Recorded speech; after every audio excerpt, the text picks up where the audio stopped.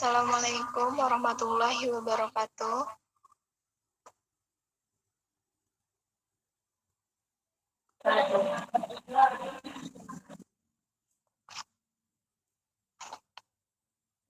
Yang terhormat kepada Bapak Randes Rahdian Aziz MPD selaku dosen mata kuliah kewarganegaraan dan teman-teman sekalian yang berbahagia.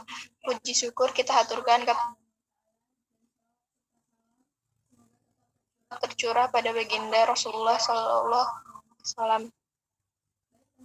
Baik teman-teman sekalian, pada kesempatan hari ini, izinkan saya memperkenalkan diri. Saya Salsa Putri Riza Rahab dengan NPM 2101030027 akan menjelaskan mengenai tugas yang diberikan oleh Bapak Randes Rahdian Aziz MPD.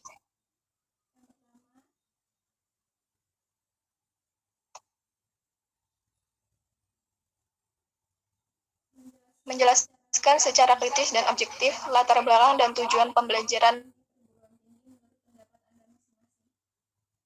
Yang pertama, latar belakang pendidikan kewarganegaraan.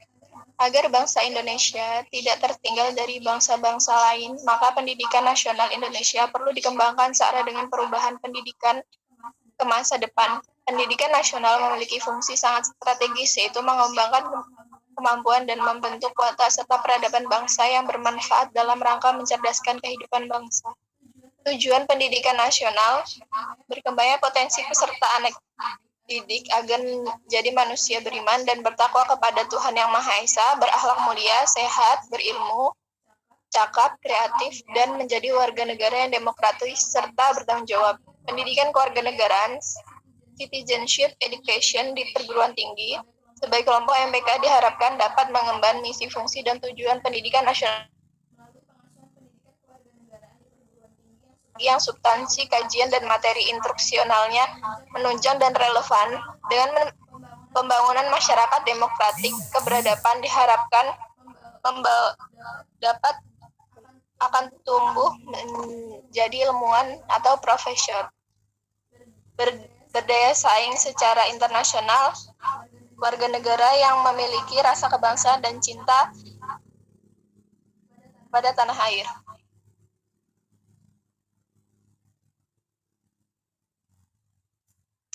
Melemahnya komitmen kan sebagai pandangan hidup mengakibatkan sistem filosofi bangsa Indonesia menjadi rapuh. Ada dua faktor penyebabnya, yaitu faktor eksternal dan faktor internal. Faktor eksternal berupa pengaruh globalisasi yang disemangati liberalisme mendorong lahirnya sistem kapitalisme di bidang ekonomi dan demokrasi liberal di bidang politik. Pancasila sudah mulai tergeser dari perannya dalam praktik ketatanegaraan dan produk kebijakan pembangunan. Praktik penyelenggaraan ketatanegaraan dan pembangunan sudah menjauh dan terlepas dari konsep filosofis yang seutuhnya. Pancasila sudah semakin tergeser dari perannya dalam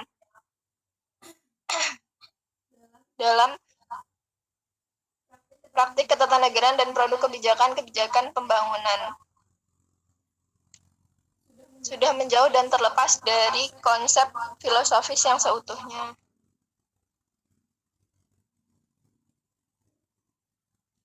Eksistensi Pancasila nampak hanya dalam status formalnya, yaitu sebagai dasar negara, tetapi sebagai sistem filosofi bangsa sudah tidak memiliki daya spirit bagi kehidupan bermasyarakat, berbangsa, dan bernegara. Sistem filosofi Pancasila sudah rapuh.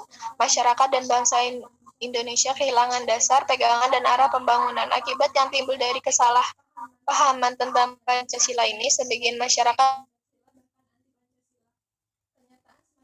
ini sekarang sedang menggejala pada sebagian masyarakat Indonesia. Kesalahpahaman atau epistemologis ini menjadikan masyarakat telah kehilangan sumber dan sarana orientasi nilai.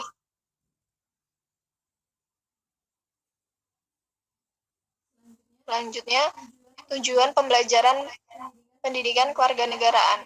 Pendidikan kewarganegaraan memiliki peran sebagai tujuan di Indonesia. Berikut adalah tujuan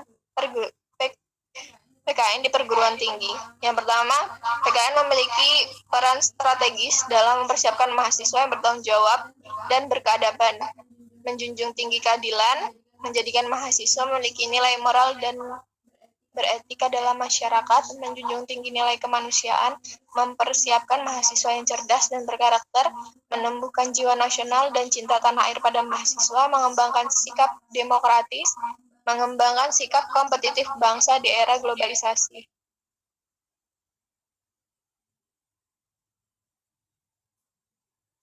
Selanjutnya, mendeskripsikan identitas nasional dan sejarah kelahiran paham nasionalisme Indonesia menurut pendapat Anda masing-masing. Nasional atau jati diri nasional yang dimiliki suatu bangsa yang membedakan bangsa satu dengan bangsa yang lain. Identitas nasional dalam konteks bangsa, masyarakat Indonesia cenderung mengacu pada kebudayaan dan karakter khas. Sedangkan identitas nasional dalam konteks negara tercermin dalam simbol-simbol kenegaraan. Kedua unsur identitas ini secara nyata terangkum dalam Pancasila. Pancasila dengan demikian merupakan identitas nasional kita dalam bermasyarakat, berbangsa, dan bernegara.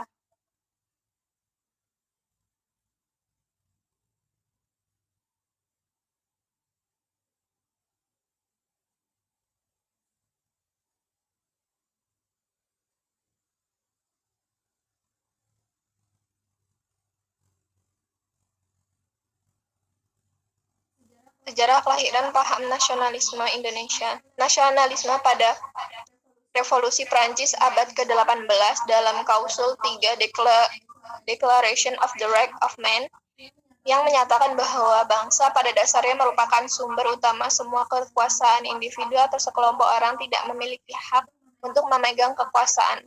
Nasionalisme muncul di Indonesia seiring dengan ekspansi kolonialisme negara-negara barat ke kawasan Asia yang mempengaruhi masyarakat Indonesia untuk melawan kolonialisme dan menciptakan sebuah tata kehidupan yang merdeka.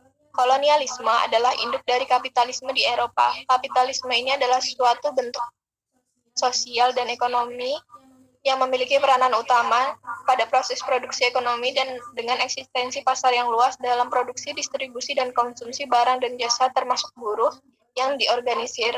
Nasionalisme di Indonesia tidak hanya berakar dari abad ke-20, akan tetapi sebagian akar terpenting justru menjalar hingga ke lapisan sejarah yang lebih tua.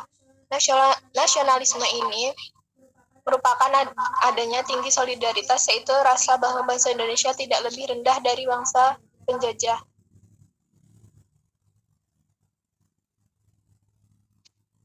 Keyakinan bahwa bangsa Indonesia memiliki besar peradaban yang pernah terjadi di Nusantara, yaitu Kerajaan Majapahit, Sriwijaya, dan kerajaan-kerajaan lainnya telah membuktikan bahwa bangsa Indonesia dahulu mampu bersaing dengan bangsa lain. Paham nasionalisme di Indonesia berkembang pertama-tama di kalangan kaum terdidik Hindia Belanda yang jumlahnya minim. Golongan terpelajar ini menyadari akan nasib bangsanya sehingga terbentuk kepribadian, pola pikir, dan etos juang yang tinggi untuk membebaskan diri dari penjajahan, yang mana mereka juga sadar bahwa tujuan ini tidak nasionalisme di negeri jajahan, memang berbeda dengan nasionalisme dalam proses terbentuknya negara bangsa di Eropa yang didasarkan pada ras atau bahasa. Bangsa menurut Ernest Renan adalah suatu asas akal yang terjadi dari dua hal. Pertama, rakyat itu dulunya harus sama-sama menjalani suatu riwayat. Kedua, rakyat itu harus memiliki kemauan dan keinginan hidup menjadi satu sekarang. Otto Barer juga menjelaskan bahwa bangsa adalah suatu perangai yang ada dalam suatu ikhwal yang dijalani oleh rakyat. Jadi nasionalisme adalah suatu etikat, suatu keinsapan rakyat bahwa rakyat itu adalah ada suatu golongan dan satu bangsa.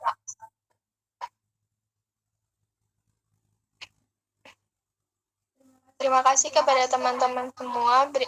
Itu adalah materi yang bisa saya sampaikan. Selanjutnya, saya buka sesi pertanyaan untuk dua orang penanya.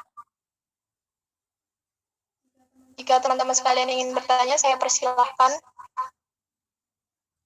Izin bertanya, Mbak Salsa.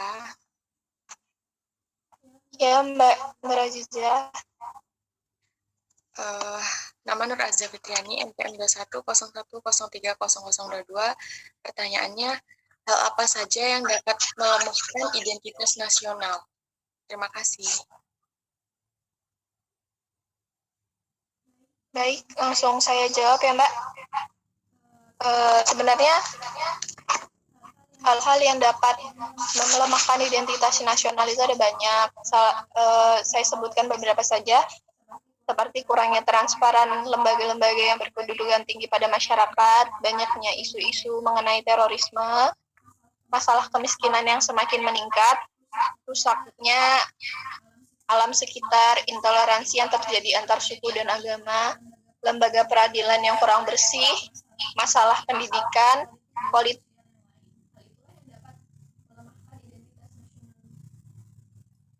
Begitu, Mbak. Baik, Mbak Salsa. Terima kasih atas penjelasannya. Baik.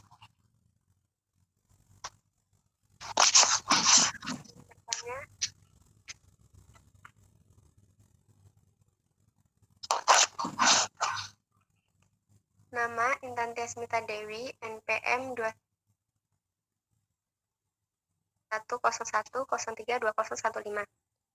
Apa yang kita dapat sebagai mahasiswa setelah mempelajari kewarganegaraan?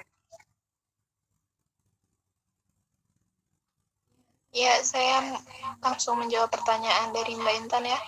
Yang kita dapatkan sebagai mahasiswa setelah mempelajari kewarganegaraan itu ada banyak, Mbak. Tentu saja kita sebagai mahasiswa itu akan menyadari bahwa kita memiliki peran penting sebagai warga negara Indonesia.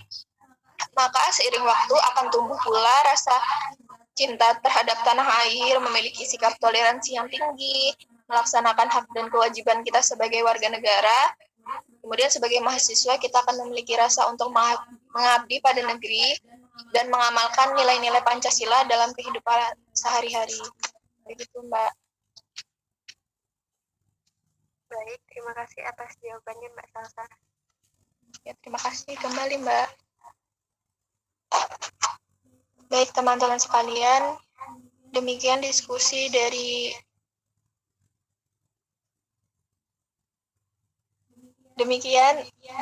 kita hari ini. Terima kasih kepada Bapak dosen dan teman-teman sekalian yang hadir dalam meet hari ini. Saya mohon maaf apabila ada kesalahan dalam pengucapan. Akhirul kalam. Assalamualaikum warahmatullahi wabarakatuh. Waalaikumsalam warahmatullahi wabarakatuh. Warahmatullahi wabarakatuh.